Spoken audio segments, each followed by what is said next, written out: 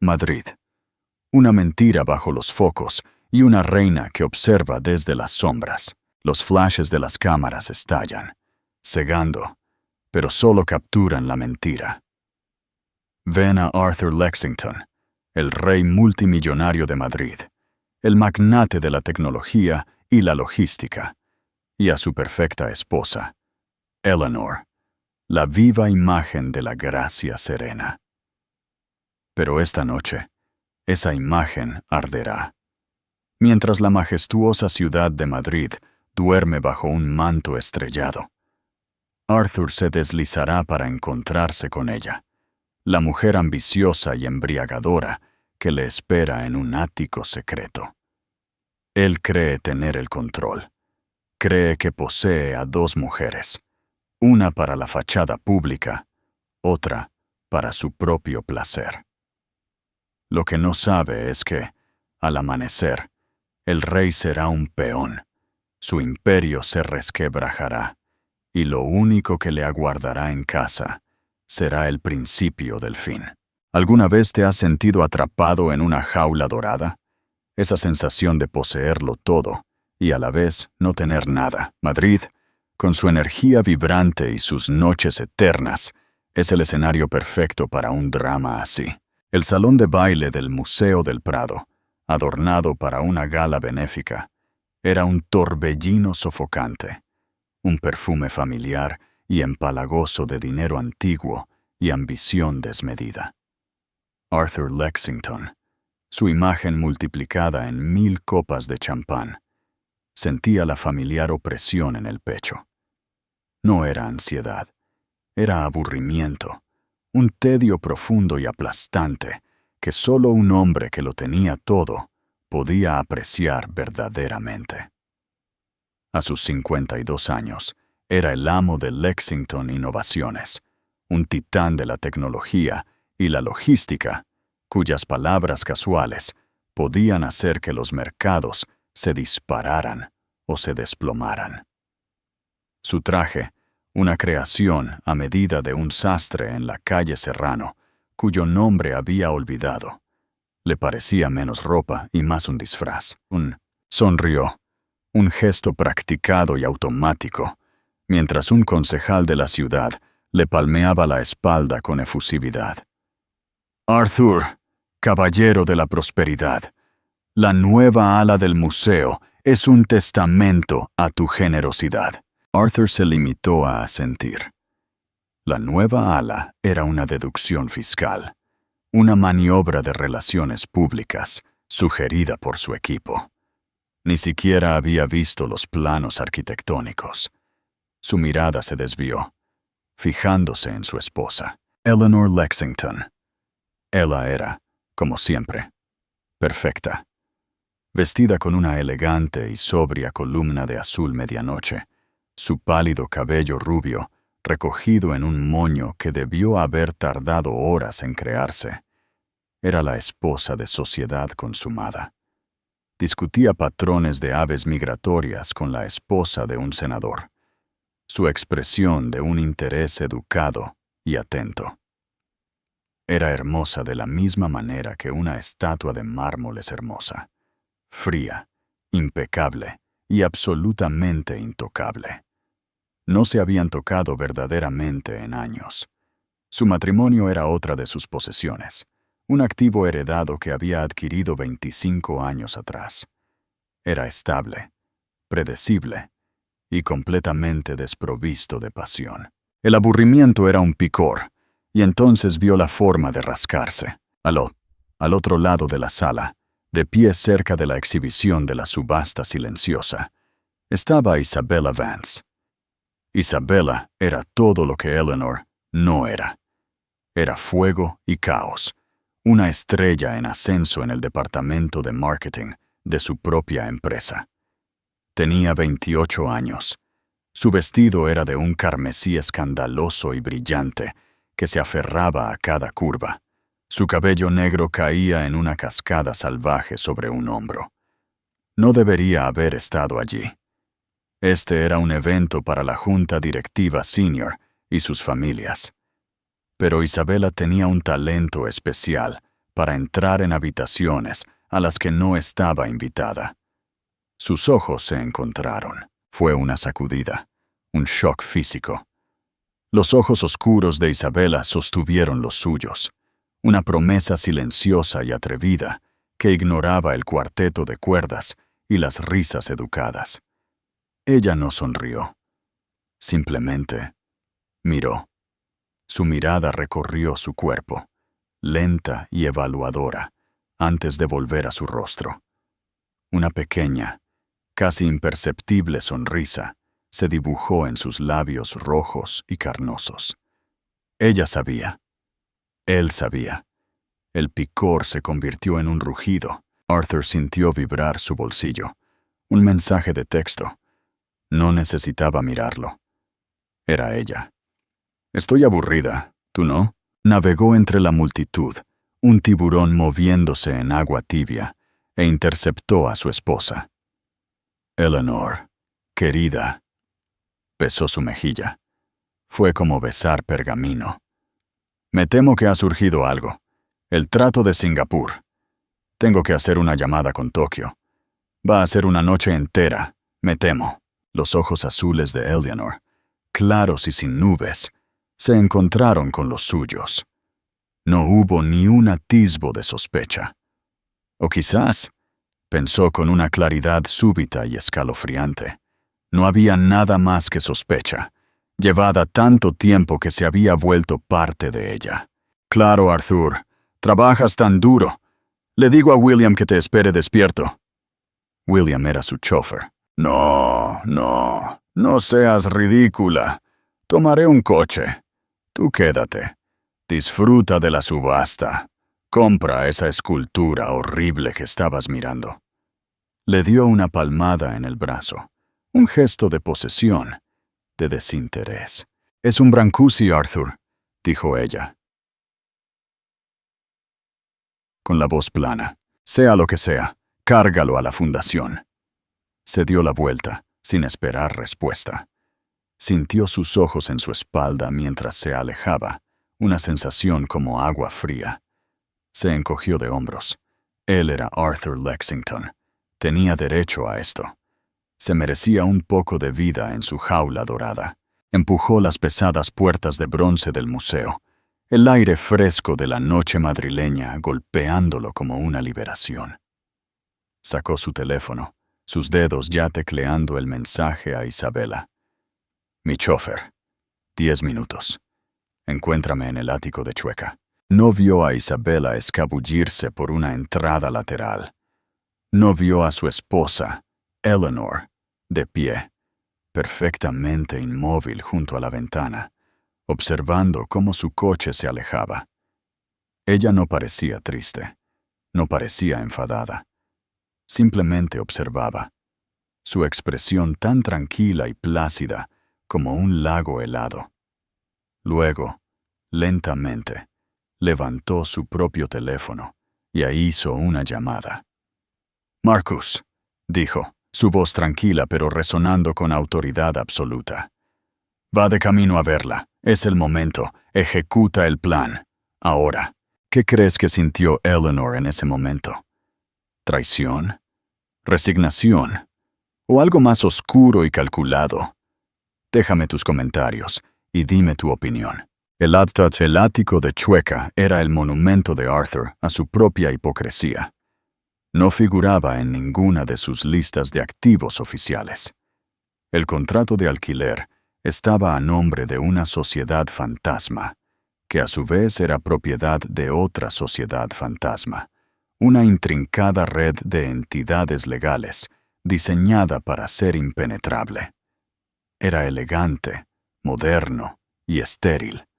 Todo vidrio, cromo y cuero negro, la antítesis de la vasta finca de El Viso, llena de antigüedades, que compartía con Eleanor. Era un lugar para transacciones, no para vivir. Cuando llegó, el ascensor abriéndose directamente en la sala de estar, Isabela ya estaba allí. El vestido carmesí yacía en el suelo como una gota de sangre.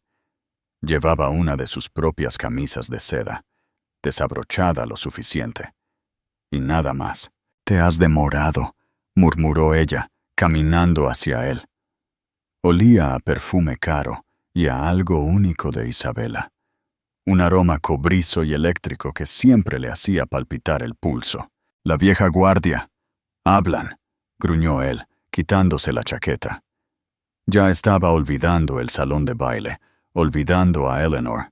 «¡Que hablen!».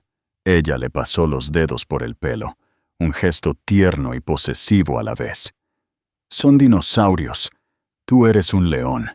Deberías estar con una leona, no con una pieza de museo». Él se rió, un sonido áspero. «¿Eso es lo que soy? ¿Un león? Eres Arthur Lexington», susurró ella, sus labios rozándole la oreja. «Puedes tener lo que quieras, y me quieres a mí».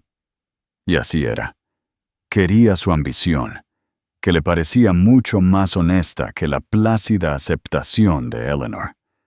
Quería su fuego, que lo hacía sentirse joven, poderoso, vivo. La noche se desarrolló en un predecible e intoxicante desenfoque. Bebieron whisky añejo, el tipo que él mantenía para este mismo propósito. Hablaron de su carrera, de sus brillantes nuevas propuestas de marketing, que en realidad eran solo sus propias ideas de hacía 5 años, reempaquetadas y presentadas con una sonrisa deslumbrante. La junta está estancada, Arthur», dijo ella, trazando el borde de su vaso. Estaba acurrucada en el sofá negro, con las piernas desnudas recogidas bajo ella. «Peterson, Davis, son reliquias. No entienden el nuevo mercado. Yo lo entiendo. Nosotros lo entendemos». Este era su juego. No era solo una amante. Era una asaltante corporativa en ciernes. No solo quería su cuerpo. Quería sus llaves. «Paciencia, Bella», dijo él, agitando el líquido ámbar. «Estas cosas llevan tiempo». «El tiempo es para los débiles», replicó ella, con los ojos centelleando. «Eleanor ha tenido 25 años. ¿Qué ha construido? Una reputación por buenos arreglos florales, un asiento en la junta de la ópera. Es una vergüenza. Yo podría ser tu socia, de verdad, codo con codo. Imagínate a los dos. Podríamos conquistarlo todo». Él sonrió. Le encantaba eso de ella, su hambre desnuda y voraz. Era tan simple. «¿Y qué pasa con Eleanor?», preguntó él, interpretando su papel. «Es complicado. Solo es complicado porque tú lo permites», se burló ella. «Eres un multimillonario, Arthur. Cómprala. Dale la casa fría y vacía y la fundación. Sácala de tu vida, una vida muy cómoda, muy aburrida. Probablemente se sentiría aliviada». Él consideró esto. Quizás ella tenía razón. Quizás Eleanor sería feliz de ser apartada. La idea era extrañamente atractiva. Un borrón y cuenta nueva. Una nueva vida.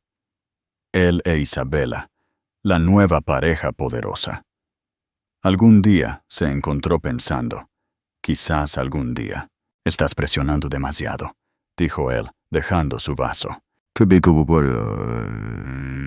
«¿Ah, sí?» Ella se desenrolló y se deslizó sobre su regazo. Fue un movimiento practicado. Perfecto. ¿O soy la única dispuesta a decirte la verdad? Estás atrapado, Arthur, y yo soy la única con la llave». Él la besó entonces. Un beso de posesión, de silenciamiento.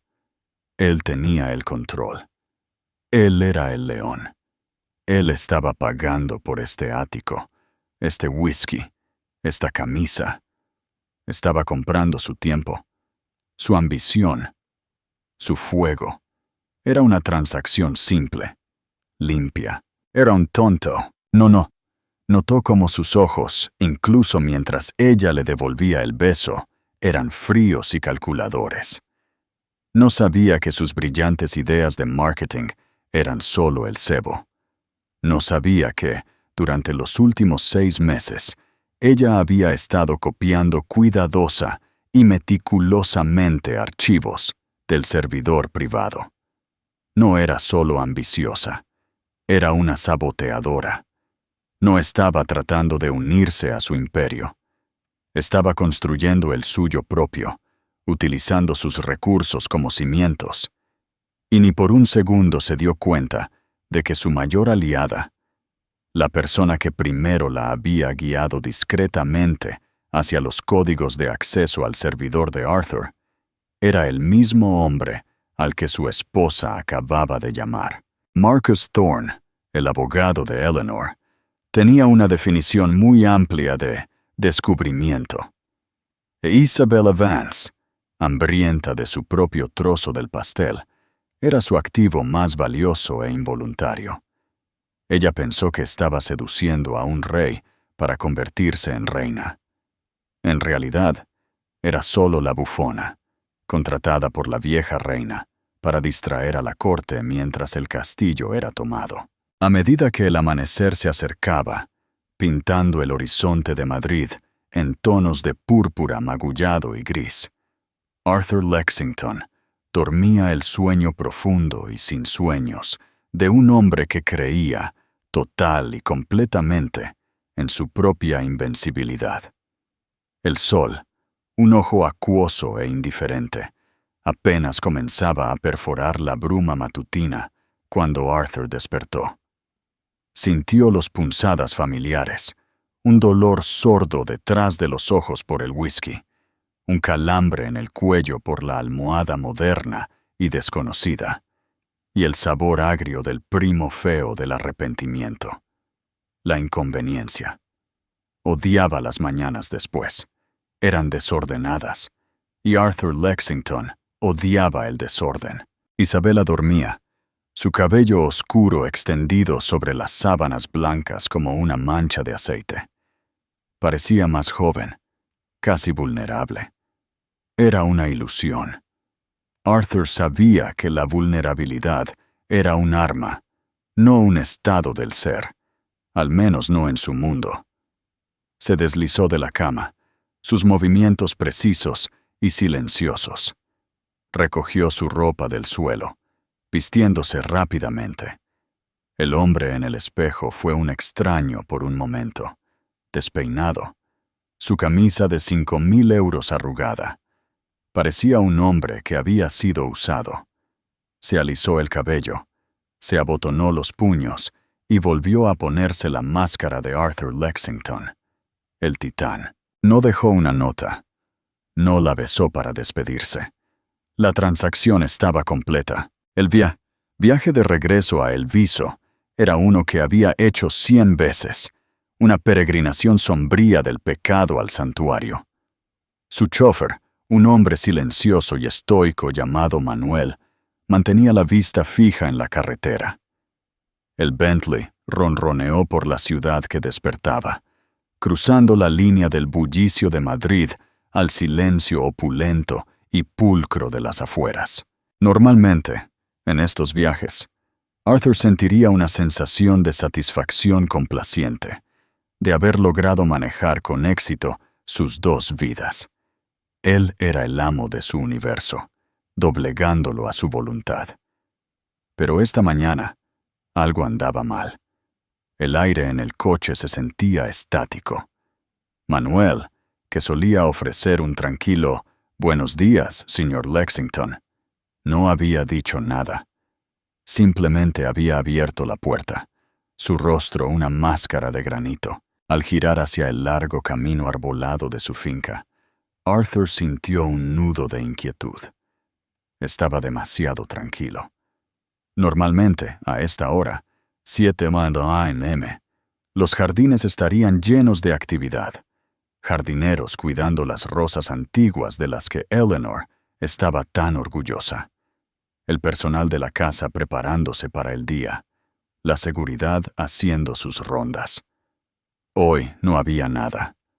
La grava crujió bajo los neumáticos, el sonido inquietantemente fuerte en el aire muerto. La casa, una formidable mansión georgiana que había estado en la familia de Eleanor durante un siglo, parecía dormida o abandonada. «Manuel, ¿qué demonios?», murmuró Arthur, mientras el coche se detenía en el gran pórtico. Manuel se giró, sus ojos finalmente encontrándose con los de Arthur en el espejo retrovisor. Su expresión era ilegible. La señora Lexington dio libre a todo el personal durante una semana, señor. Con efecto desde anoche. ¿Ella qué? ¿Por qué no me informaron? Dijo que usted estaba al tanto, señor, para la limpieza de primavera, dijo Manuel. La forma en que dijo limpieza de primavera sonó como un elogio fúnebre. Ella misma arregló mi pago final, junto con mi indemnización, un paquete muy generoso. El nudo en el estómago de Arthur se apretó hasta convertirse en un puño frío y duro. «¿Indemnización? ¿De qué estás hablando, Manuel? No te vas a jubilar». Manuel salió del coche, lo rodeó y abrió la puerta de Arthur. Se quedó allí, ya no un empleado, sino solo un hombre. «Que tenga un buen día, señor Lexington». No esperó una propina. Caminó hacia un sedán pequeño y anodino, estacionado cerca de la entrada de servicio. Se subió y se alejó. Ni una sola vez miró hacia atrás. Arthur se quedó solo en la entrada, su traje arrugado una burla de su poder. El aire de la mañana era frío, y se dio cuenta de que había dejado su abrigo en el ático. Maldiciendo, rebuscó en sus bolsillos en busca de sus llaves. Nunca usaba sus llaves. La puerta siempre se abría para él. Entró en el gran vestíbulo. El silencio era absoluto. El aire era frío. La calefacción estaba apagada. «Eleanor», gritó, su voz resonando en la extensión de mármol. Nada. La casa se sentía vacía. Entró en el gran salón. Algo andaba mal. Las paredes estaban desnudas. El Monet, los dos Rothko, la inestimable estatua de Degas, los proyectos apasionados de Eleanor, el arte que ella curaba con un cuidado meticuloso, habían desaparecido. Solo quedaban espacios vacíos y cables colgando, como cicatrices. «¡Eleanor!», rugió, un atisbo de verdadero pánico ahora. Recorrió la planta baja. La cocina estaba limpia, vacía. Las despensas estaban desnudas. Subió corriendo la gran escalera, su corazón latiendo contra sus costillas. Irrumpió en su suite principal. Vacía. Fue a su vestidor. Era una caverna, estantes y estantes de perchas vacías. Cada vestido, cada zapato, cada uno de sus famosos y elegantes bolsos, se había ido. Se dio la vuelta, moviéndose hacia su lado de la suite. Sus armarios estaban intactos. Sus trajes, sus camisas, sus zapatos, todo perfectamente en su lugar. Ella no se había llevado nada suyo. Solo se había llevado a sí misma. Salió de la habitación, confundido. Esto no era ira. Esto no era una pelea. Esto era una evacuación, una desaparición organizada, sistemática y aterradoramente minuciosa. Bajó lentamente las escaleras, su mente acelerada. ¿A dónde había ido? ¿A casa de su madre en la Costa del Sol? ¿A casa de su hermana en Londres? ¿Cómo había movido todo esto? La logística. Habría llevado meses de planificación. Se tropezó en su estudio. Este era su santuario, la única habitación de la casa que era completamente suya. Toda de caoba oscura, cuero verde y el olor a libros viejos y éxito. Aquí, al menos, todo estaba como debía ser. Sus premios en la pared, sus licoreras llenas, su escritorio masivo e imponente en el centro de la habitación, y sobre la superficie de caoba pulida perfecta, colocada en el centro, había un único sobre grueso de color crema. Era el mismo papel de carta que Eleanor usaba para su correspondencia benéfica. Pero este sobre no estaba dirigido a un donante o una duquesa. Solo tenía su nombre, escrito con su letra perfecta y elegante. Arthur. Arthur miró fijamente el sobre. Estaba pesado, grueso, hecho del tipo de cartulina cara que gritaba importancia. Yacía sobre su escritorio como un juicio. Durante un largo y silencioso minuto, no lo tocó. Rodeó el escritorio, un depredador de repente inseguro de la trampa. Se sirvió un whisky de una licorera de cristal. Su mano temblaba casi imperceptiblemente.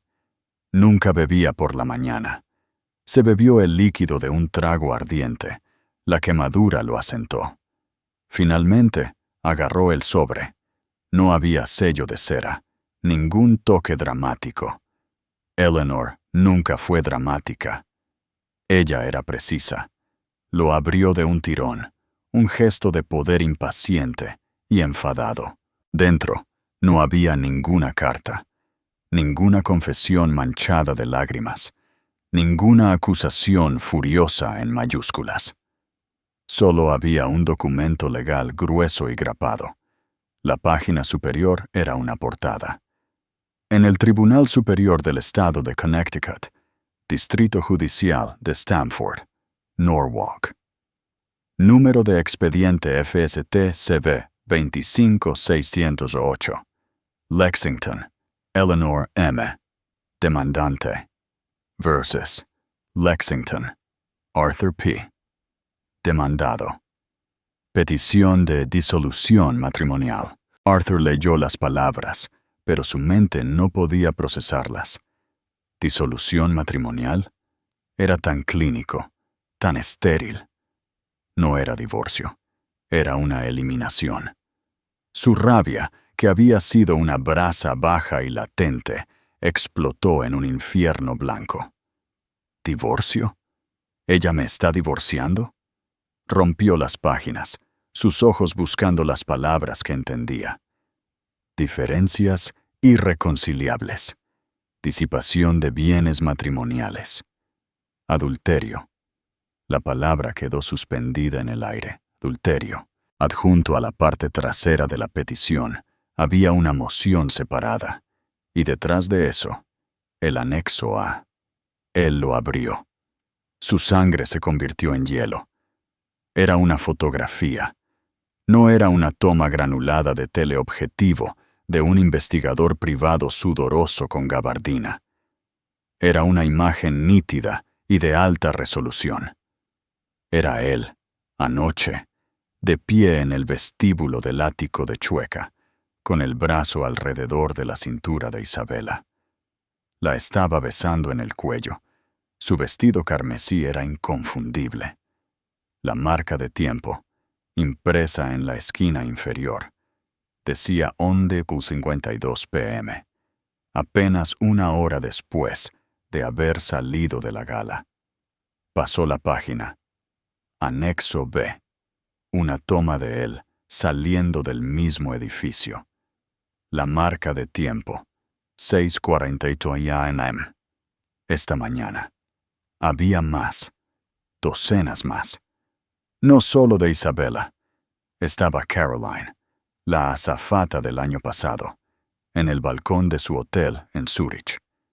Estaba Amelia, la esposa de su banquero de Londres, subiendo a un taxi con él en Mayfair. Las fechas, horas y ubicaciones estaban todas meticulosamente documentadas. Era una cartera de sus pecados. ¿Cómo? Susurró, hundiéndose en su sillón de cuero. La silla, su trono, de repente se sintió fría y ajena. ¿Cómo pudo haber sabido? ¿Cómo pudo haberlo demostrado? Eleanor no entendía este mundo. Era la esposa gentil e ingenua que planeaba fiestas en el jardín. No contrataba detectives privados. No tramaba. Buscó a tientas su teléfono, sus dedos marcando el número de su abogado, Gregorio Walsh. Gregorio era un perro de presa, el mejor y más implacable abogado corporativo de Madrid. Él se encargaría de esto. La aplastaría. La llamada fue directamente al buzón de voz. Gregorio Walsh, no estoy disponible. Si se trata de un asunto personal, por favor cuelgue. Si se trata de un asunto profesional relacionado con la fusión de Lexington Innovaciones, todas las consultas se dirigen ahora a... Arthur aplastó el teléfono en su mano. ¿Qué era esto? Intentó llamar a su oficina. Su asistente, Janine, contestó. Janine, consígueme a Walsh, ahora, y averigua qué demonios está pasando. Mi casa está vacía y mi esposa está... Oh, señor Lexington. La voz de Janine era aguda, temblorosa. Señor, yo no sé qué decir. La Junta convocó una reunión de emergencia hace una hora. Se trata de la cláusula moral de su contrato. La cláusula moral. Eso es una cláusula estándar. No significa nada. No, señor. No cuando se combina con la orden judicial. Señor, yo... Tengo que irme. Están aquí. La línea se cortó.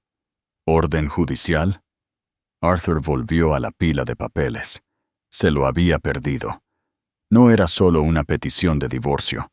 Era una orden de restricción temporal y una moción para congelar activos, pendiente de una auditoría forense completa, debido a la extensa evidencia de disipación de fondos matrimoniales, para evitar que el demandado, Arthur P. Lexington, oculte, transfiera o utilice bienes gananciales. Leyó esa última línea de nuevo. Ocultar, transferir o utilizar.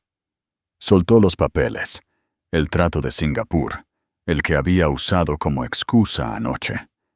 Era una adquisición masiva de $2,000 millones. Lo estaba financiando, apalancando sus acciones personales en Lexington Innovaciones. El trato estaba programado para cerrarse. Hoy. Si sus activos estaban congelados, no podía financiar el trato. El trato colapsaría. Las acciones se desplomarían. Sus socios en Singapur lo demandarían. Esto no era un divorcio. Esto era un asesinato. Miró los papeles, la foto de él e Isabella. El vestido carmesí. La mirada descuidada y engreída en su propio rostro. Eleanor. Eleanor había hecho esto. La mujer que arreglaba flores. La mujer que se sentaba en silencio en las cenas. La mujer a la que había descartado como una pieza de museo. Ella no solo lo había dejado. Había colocado una bomba, y él acababa de ver el temporizador llegar a cero. El silencio de la casa ya no era solo quietud. Era el vacío dejado por una detonación. Estaba de pie en la zona cero. ¿Impactado? ¿Crees que Arthur se merecía esto? ¿O Eleanor fue demasiado lejos? Comparte tus pensamientos en la sección de comentarios. A 500 kilómetros de distancia, en una oficina con paredes de cristal, con vistas no al horizonte de Madrid, sino al pulso tranquilo e intelectual de Valencia, Eleanor Lexington sorbía su té. Era un simple desayuno inglés, sin azúcar. La oficina no era opulenta, era funcional. Pizarras blancas cubrían 2 paredes, llenas de algoritmos complejos y proyecciones de mercado. El nombre de la empresa en la puerta de cristal, esmerilado, era inocuo. Aura Tech Solutions. Era una de las decenas de pequeñas y ambiciosas startups en el centro tecnológico, y era enteramente, legalmente, suya. Eleanor, vestida con un jersey de cachemir gris, simple y elegante, y pantalones, no se parecía en nada a la pieza de museo de la gala. Su cabello estaba suelto, cayendo en un práctico y profesional bob. Su rostro, libre del maquillaje pesado de su vida anterior, estaba alerta, inteligente y concentrado. Parecía 10 años más joven. Su abogado, Marcus Thorne, estaba sentado frente a ella. Era un hombre que parecía más un profesor desaliñado que un tiburón legal, pero poseía una mente de una brillantez aterradora y sistemática. Era el único hombre a quien Arthur Lexington había temido realmente en una negociación, por lo que Arthur lo había puesto en la lista negra de todas las firmas con las que trabajaba. Fue Eleanor quien lo encontró, dando un seminario tranquilo sobre derecho contractual en la Universidad de Valencia. El servicio fue confirmado a las 7:02 am. Justo en la puerta de casa, dijo Marcus, revisando su tableta. Manuel confirmó visual. Arthur está en casa. Bien, dijo Eleanor, con voz uniforme. La orden judicial se presentó a las 8 UMUA. La orden de restricción temporal se entregó en su oficina a las 8:05. La Junta fue notificada a las 8:10. Los socios de Singapur fueron notificados de la congelación de activos a las 8:11 am. A partir de ahora, él revisó su reloj. Arthur Lexington está financieramente paralizado. No puede acceder a sus cuentas personales. No puede mover sus acciones. Ni siquiera puede usar su Amex para comprar una taza de café. Eleanor tomó un sorbo lento de su té. ¿Y la señorita Vance?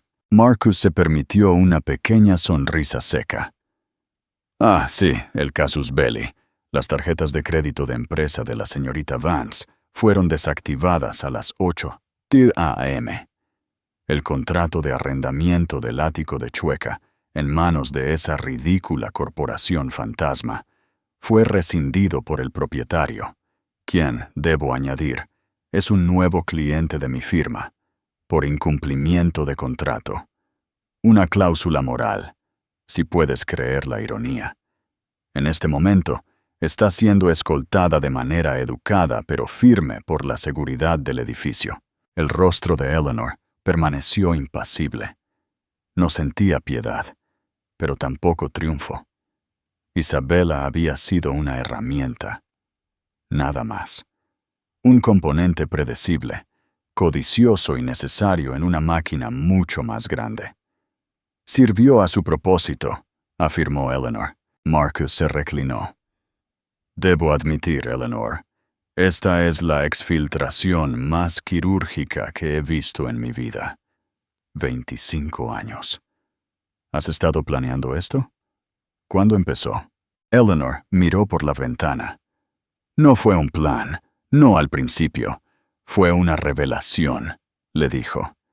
Había sido hace 2 años, no otra mujer. Arthur siempre había tenido otras mujeres. Eso era solo parte del costo de ser la señora Lexington. Un costo que ella había estado dispuesta a pagar por la estabilidad, por la fundación, por la anestesia.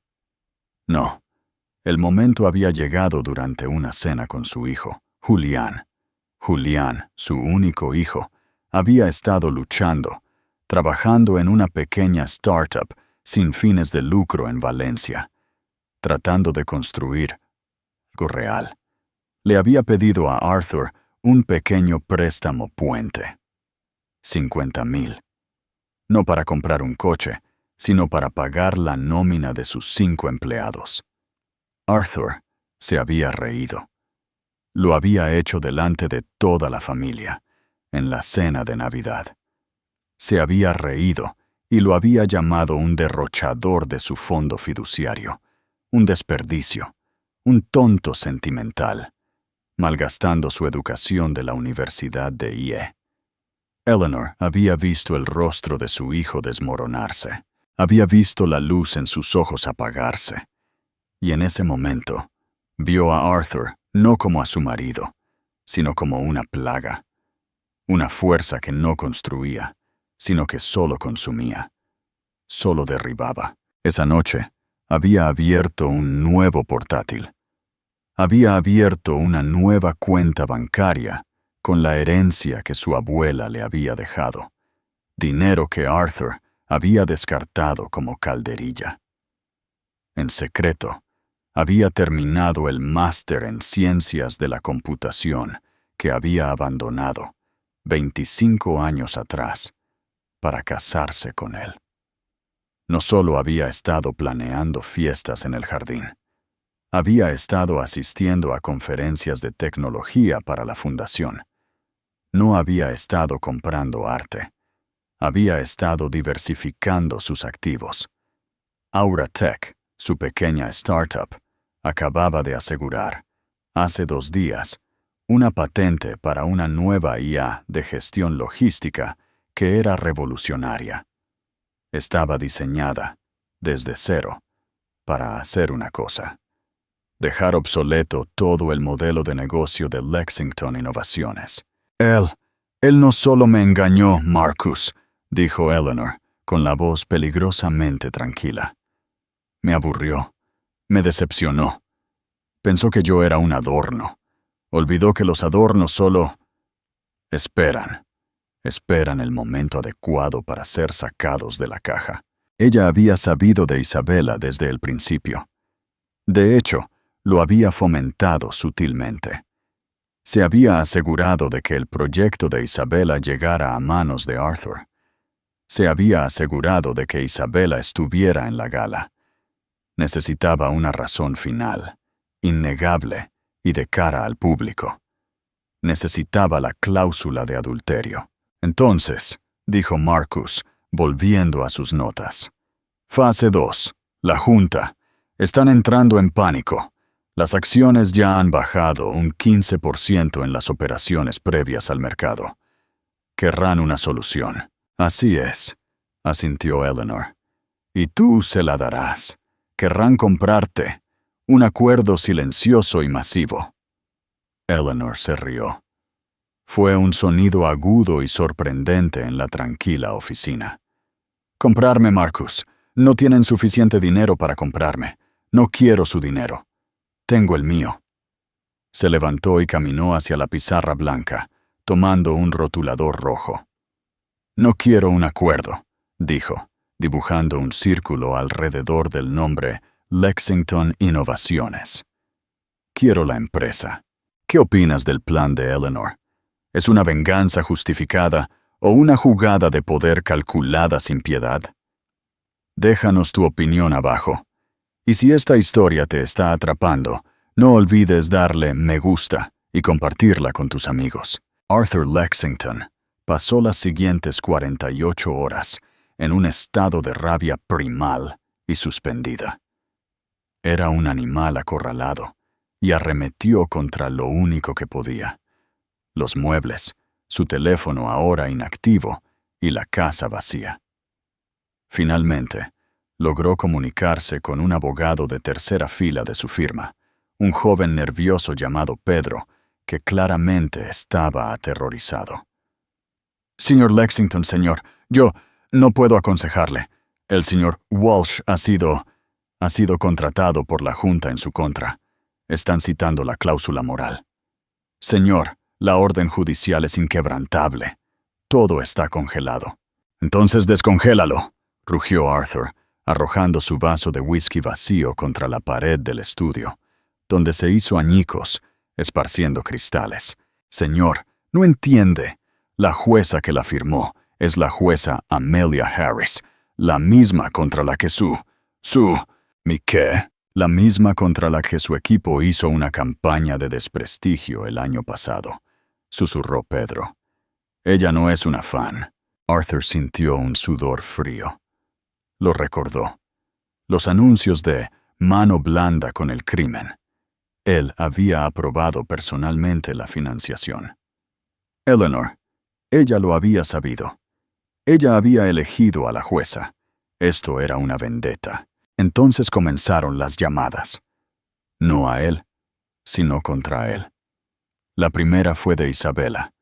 No llamaba desde una línea segura. Llamaba desde un teléfono prepago, su voz un chillido histérico y lloroso. Arthur, me echaron. Me quitaron mis tarjetas. Me dijeron que estoy despedida. Tienes que arreglar esto. Arthur, lo prometiste. Tú, Arthur gruñó, su voz un bajo rugido. Esto es tu culpa, ese vestido rojo. Tú fuiste un montaje. ¡Mi culpa! ¡Mi culpa! Soy yo quien está sin casa. Me dijiste que la ibas a dejar. Dijiste que éramos un equipo. Ponte en la fila, dijo Arthur, y colgó. Sintió un placer vicioso y fugaz. Al menos alguien era más miserable que él. Se equivocaba. Isabella, pronto aprendería, no se había quedado sin nada. Tenía su paracaídas dorado, los archivos del servidor que había copiado. No estaba llorando, estaba negociando. Su primera llamada había sido a Marcus Thorne.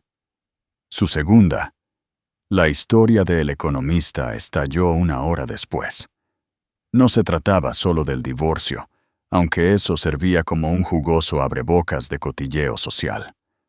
La verdadera bomba estaba en la sección de negocios y trataba sobre Aura Tech. El titular fue brutal, perforando el corazón mismo de la arrogancia de Arthur. Lexington Innovaciones, el fallo fatal. La inteligencia artificial de Aura Tech promete una logística un 40% más barata. Dirigida por Eleanor Lexington. El artículo era una obra maestra de destrucción corporativa. Detallaba, con precisión quirúrgica, cada debilidad en el modelo de negocio de Arthur, su dependencia de infraestructura obsoleta, sus salarios ejecutivos inflados, su negación a innovar.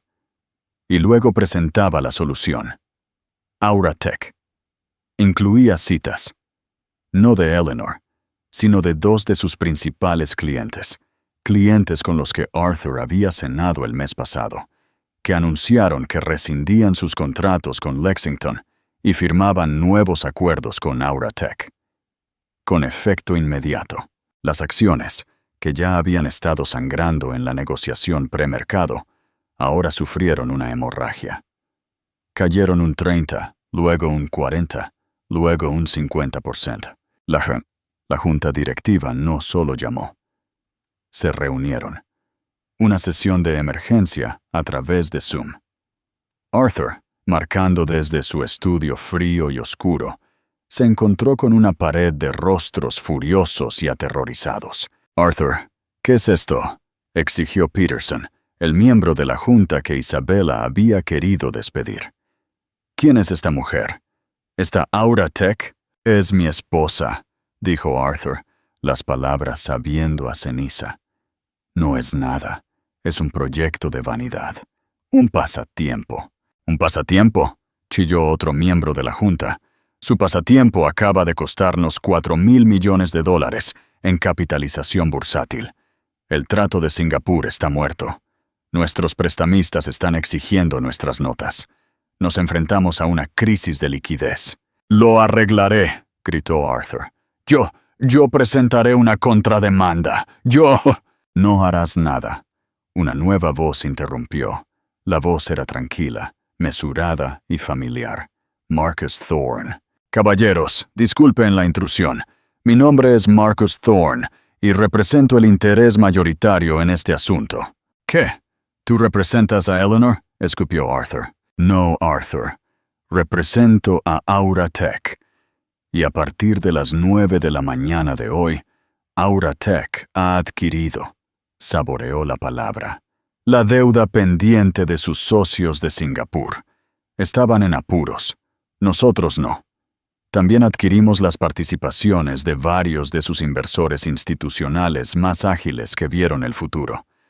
A partir de hace 10 minutos, mi cliente, Aura Tech, es el accionista individual más grande de Lexington Innovaciones». El silencio en la llamada fue absoluto. Arthur sintió que la sangre se drenaba de su rostro. «Tú no puedes», susurró. «Sí podemos», dijo Marcus. «Esto no es un divorcio, Arthur. Es una adquisición hostil. Y tú, me temo, eres el único pasivo que queda por mitigar. La Junta ya ha votado. Quedas, a partir de este segundo, destituido como CEO y presidente de Lexington Innovaciones por causa justificada. Seguridad se dirige a tu estudio para recoger la propiedad de la empresa». «No te preocupes, Arthur», añadió Thorne, un destello de hielo en su voz. Eleanor se ha asegurado de que no te quedes sin nada.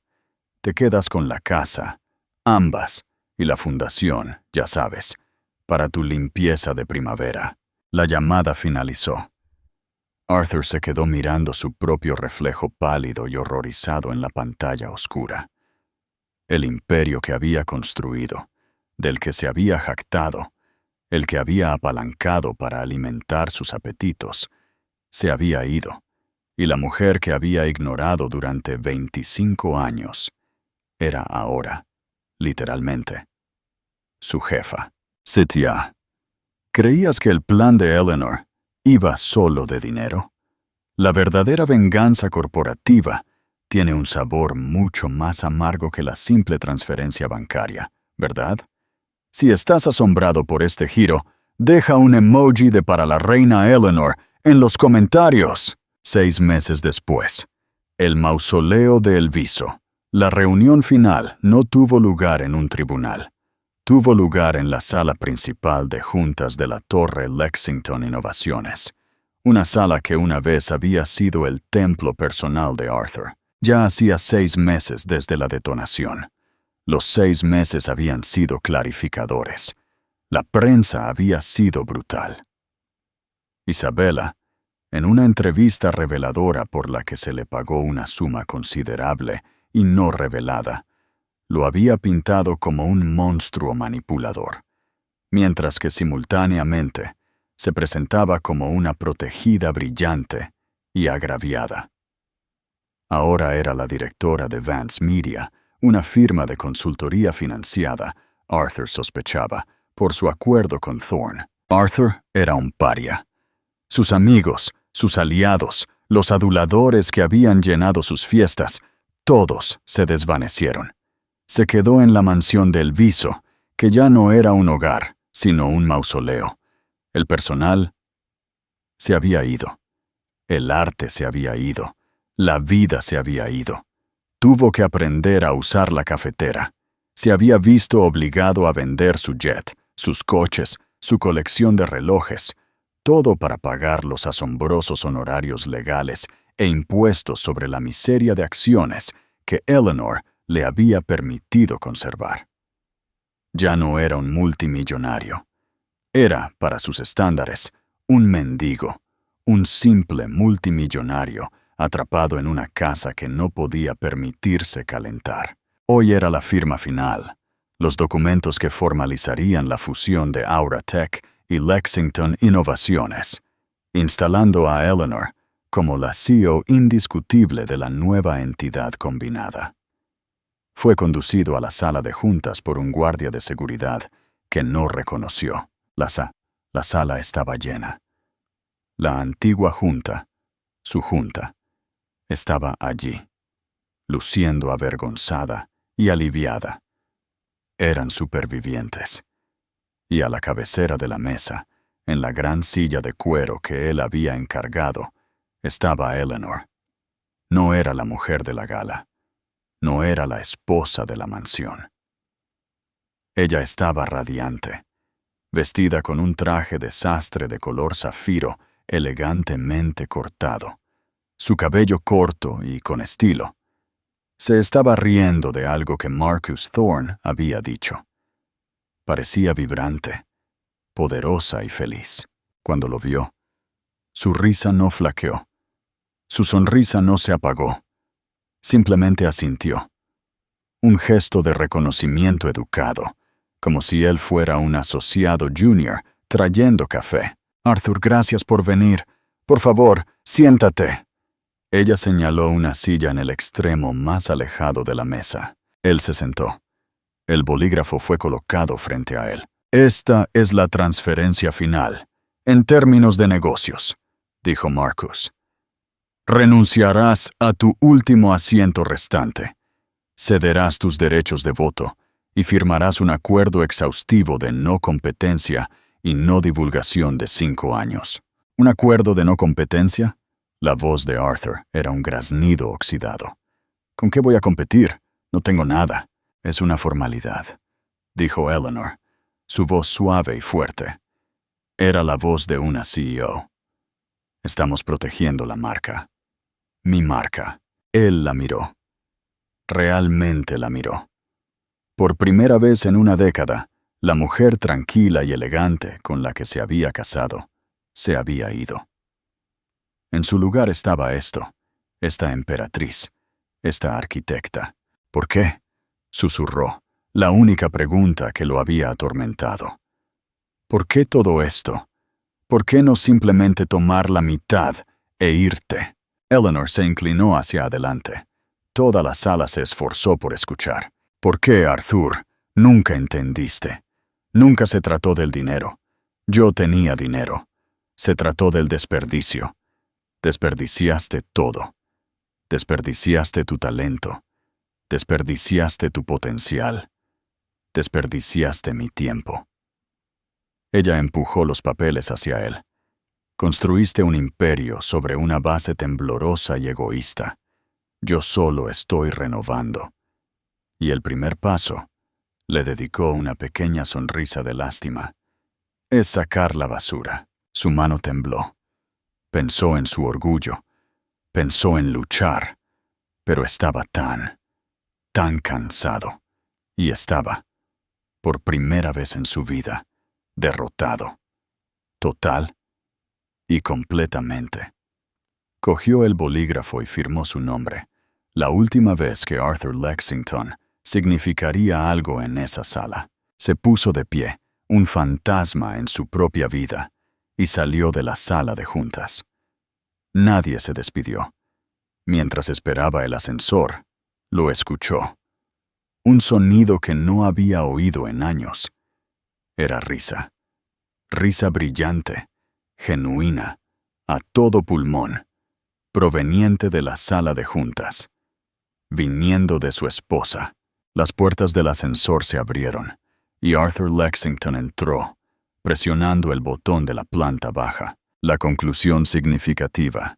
El invierno llegó a la finca de El Viso, no con una gracia gentil, sino con una malevolencia fría y personal. Arthur Lexington, ahora un hombre de 60 años, sentía el frío en los huesos.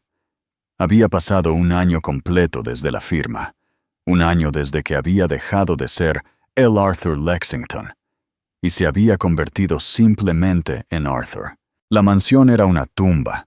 Había aprendido, a través de un proceso brutal y humillante de prueba y error, que su existencia ahora estaba regida por logísticas que nunca supo que existían. La factura de calefacción para la casa de 20,000 pies cuadrados era, descubrió, astronómica. Los abogados de Eleanor habían sido casi cómicamente literales. Él se quedó con la casa, pero no con los medios para mantenerla. Su vida, una vez una sinfonía de poder sin esfuerzo, ahora era una actuación en solitario de tareas mundanas e exasperantes.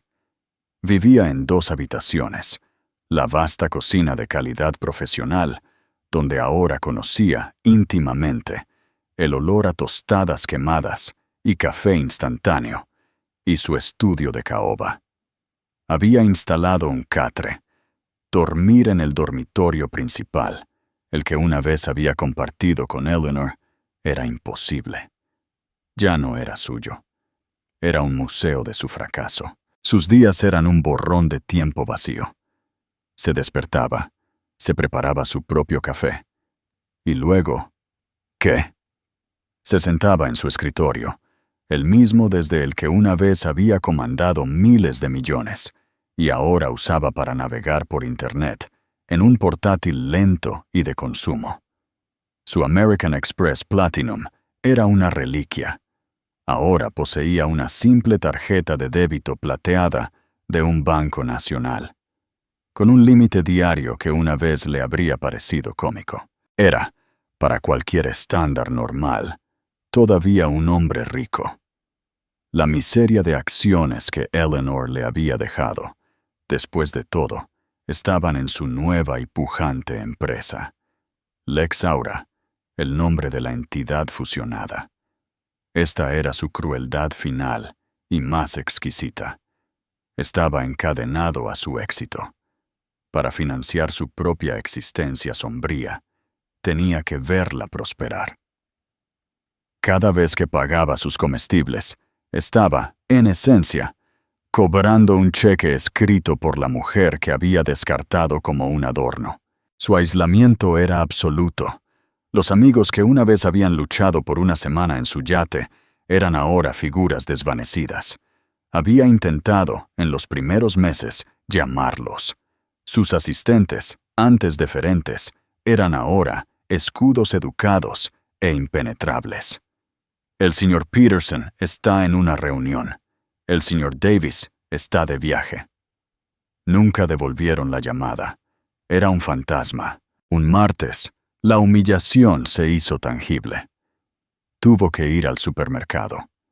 Él, Arthur Lexington, que no había puesto un pie dentro de una tienda de comestibles desde 1993, tuvo que empujar un carrito con ruedas tambaleantes por un pasillo.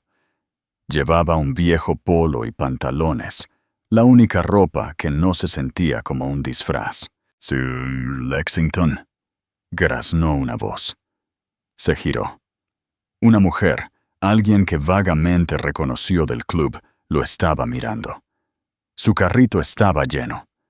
El suyo solo contenía una pizza congelada, un cartón de leche y una botella del whisky barato. Clara se las arregló, su voz oxidada. Sus ojos, muy abiertos con una especie de lástima horrorizada, lo recorrieron. «Oh, Arthur, yo no sabía que tú comprabas. Solo, recogiendo algunas cosas», murmuró. «Todos escuchamos lo que pasó», dijo ella, bajando la voz a un susurro conspirador, como si él fuera un viudo. «Es simplemente horrible. Eleanor, bueno, siempre fue fría, ¿verdad? Todos en el club estábamos simplemente... Bueno, estamos de tu lado». Arthur miró a esta mujer, con su rostro cuidadosamente mantenido y sus ojos vacíos, y sintió una oleada de rabia tan pura que casi lo ahoga. ¿Ella estaba de su lado? Ella, que se había desvivido por las fiestas en el jardín de Eleanor. «Clara», dijo él, su voz descendiendo al tono bajo y cortante que una vez había usado para eviscerar a los miembros de la junta. «Vete. Ahora». Ella retrocedió, como si él la hubiera abofeteado. Él abandonó su carrito y salió de la tienda. Se sentó en su modesto sedán de fabricación americana y por primera vez desde que era un niño, lloró. No eran lágrimas de tristeza, eran lágrimas de rabia pura e impotente. Él no era una tragedia, era un cotilleo. Condujo de regreso a la casa fría y silenciosa. Entró en su estudio. Cogió su teléfono. Se desplazó hasta un número que no se había atrevido a marcar. «Julián». Presionó el botón de llamada. Sonó. Cada timbrazo era un golpe de martillo en su pecho. 1, 2, 3, 4. Buzón de voz. «Ha llamado a Julián Lexington. No estoy disponible. Por favor, deje un mensaje». El sonido de la voz de su hijo, confiada, clara, feliz, fue un dolor físico. Arthur agarró el teléfono. «Julián», comenzó. Su voz era irreconocible, un graznido seco. Soy papá. Yo solo. ¿Qué estaba haciendo? Disculpándose, rogando, exigiendo. Vi el precio de las acciones hoy. Bien. Eso es. Bien. Hizo una pausa, el silencio de la habitación rugiendo en sus oídos. «Estoy en casa. Si tú... solo llámame». Colgó.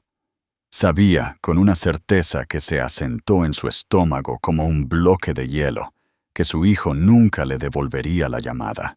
Lejos del silencio gótico de El Viso, la sede de Lex Aura en Valencia era una catedral de luz, vidrio y ruido. Eleanor Lexington estaba de pie ante una pizarra de suelo a techo, rotulador en mano, inmersa en un debate con una mujer 30 años menor que llevaba una camiseta que decía: «Los datos son mi lenguaje de amor». «No, no, Shanti, estás mirando el retraso de datos», dijo Eleanor, dibujando un diagrama frenético y brillante. «El sistema heredado no puede procesar el modelo predictivo antes de que el envío salga del puerto. Pero si integramos la IA de Aura en el punto de origen, reduciríamos el tiempo de procesamiento en un 70%, terminó Shanti, con los ojos muy abiertos. «Dios mío, tienes razón», Eleanor sonrió, arrojando el rotulador a la bandeja. «Bien, impleméntalo. Quiero el beta funcionando en el corredor Hamburgo-Valencia para el viernes». Ella estaba viva. Cada célula de su cuerpo, cada neurona, se estaba disparando de una manera que nunca antes lo había hecho. No era solo una CEO, era una ingeniera, una arquitecta, una constructora. No solo había tomado la empresa de Arthur, la había salvado de su negligencia, la había transformado de un dinosaurio torpe en un depredador elegante y terriblemente eficiente. Marcus Thorne entró en su oficina, que no era una caja de caoba, sino un espacio con paredes de cristal en el centro de la planta.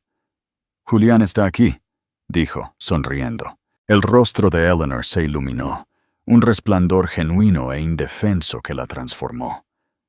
«Hazlo pasar». Julian Lexington no era el chico roto de la cena de Navidad. Era un hombre. Dirigía la fundación Lex Aura, que ya no era un refugio fiscal de una esposa de sociedad, sino una poderosa organización sin fines de lucro, impulsada por datos, que estaba construyendo logística sostenible para naciones en desarrollo. «Mamá», dijo, besándola en la mejilla, «vas a llegar tarde. La gala de mujeres en tecnología». Lo sé», dijo ella, recogiendo su maletín. «Simplemente odio esas cosas». «¿Las odias o odias ponerte el vestido?», bromeó él. «Ambas cosas», admitió ella. «Se siente frívolo». «No es frívolo», dijo Julián, su voz volviéndose seria. «Es importante. Necesitan verte. Lo que hiciste». Eleanor hizo una pausa. «¿Lo que hice?». «Llamó, sabes», dijo Julián en voz baja. Eleanor dejó de juguetear con sus papeles. Miró a su hijo. «¿Cuándo?» «Ayer». Sonaba terrible. «Pequeño». Eleanor miró por la ventana hacia la ciudad. Una ciudad que ella estaba ayudando a construir. Una ciudad que era suya. Sintió una punzada. No de lástima. No de arrepentimiento. Era un eco. El miembro fantasma de una vida que había amputado. «Es pequeño, Julián», dijo ella, su voz suave pero firme. «Siempre lo fue. Simplemente vivimos dentro de su sombra durante tanto tiempo que pensamos que era el sol. Fue nuestro error, no el suyo. ¿Alguna vez vas a hablar con él?». Eleanor se giró y puso su mano en la mejilla de su hijo. «No me queda nada que decirle. Él es parte de mi pasado, Julián». «Tú», dijo, con la voz embargada por la emoción. «Tú eres mi futuro. Tú eres el propósito. Nunca lo olvides». Ella recogió su bolso. «Ahora vamos. Si tengo que ir a esta cosa, tú también. Necesito a mi compañero más guapo en mi brazo». Mientras salían, un ejecutivo junior se acercó corriendo. «Mamá, el economista está en la línea 1. Están informando que Isabella Vance, ya sabes, Vance Media, acaba de solicitar la bancarrota del capítulo 11. Eleanor se detuvo. «¿Isabella quién?», preguntó, sin rastro de ironía. «¿Vance Media? La de PR, la... No importa», dijo el ejecutivo nervioso. «Exacto», dijo Eleanor, sin romper su paso. «Retén mis llamadas. Mi hijo me lleva a una fiesta». Y así, el rey fue puesto en jaque mate. Arthur Lexington, un hombre que pensó que era dueño del mundo, Aprendió que era solo un invitado en una casa que su esposa había construido y que su esposa acababa de ejecutar la hipoteca. No solo perdió a su amante, perdió su orgullo, su poder y todo su imperio. Todo porque subestimó a la única persona a la que prometió honrar. Esta historia es un recordatorio brutal. La persona más silenciosa en la sala es a menudo la más peligrosa. Y no hay furia como la de una mujer que ha sido aburrida. Reflexión final y llamada a la acción. ¿Qué piensas, amigo lector? ¿Fue Eleanor una heroína o su venganza fue demasiado fría? ¿Fue Arthur víctima de su propia ceguera o de la traición planificada? Déjame saber tus pensamientos en los comentarios a continuación. Si disfrutaste de esta historia de drama corporativo, traición en Madrid y giros impactantes de la vida real, haz clic en el botón me gusta. Tu apoyo nos ayuda a seguir contando estas historias. Comparte esto con alguien que necesite ver que subestimar a tu pareja es el error más caro que puedes cometer. Y lo más importante, suscríbete al canal. No querrás perderte nuestra próxima historia de ambición, venganza y las sorpresas más impactantes del mundo de los negocios. Gracias por leer y hasta la próxima.